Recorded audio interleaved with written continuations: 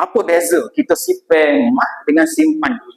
Tuan-puan, bila kita tengok graf tadi, makna tuan-puan, kita simpan emas ni makin lama makin untung. Sebab harga emas makin lama makin naik. Tapi duit tuan-puan, kalau kita simpan duit, makin lama makin macam mana? Tuan-puan, pagi tadi tuan-puan breakfast apa tuan-puan? Saya masa kecil-kecil dulu, umi abah saya minta tolong saya beli roti canai kosong. 50 sen sekeping. Kenapa hari ini tak boleh kita nak beli roti canai dengan 50 sen?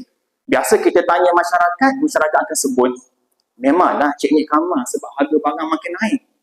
Tepung makin naik, minyak makin naik, gula apa semua makin naik. Betul tu tuan-puan.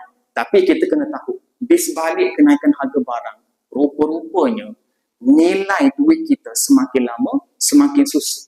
Dulu boleh beli 50 sen roti canai. Tapi sekarang kita terpaksa tambah dengan RM1 lagi untuk membeli roti canai yang sama. Nampak tuan-puan, nilai duit kita semakin lama semakin susu. Dengan kata lain, kalau kita simpan duit dalam tempoh masa yang lama, kita sebenarnya rugi tuan-puan. Sebab tu Robert T. Kiyosaki dalam bukunya kan menyebut savers are losers. Orang yang menyimpan akan kerugian. Menyimpan apa? Menyimpan cash tu. Jadi untuk jangka masa panjang tuan-puan, lebih better kita simpan emas berbanding duit.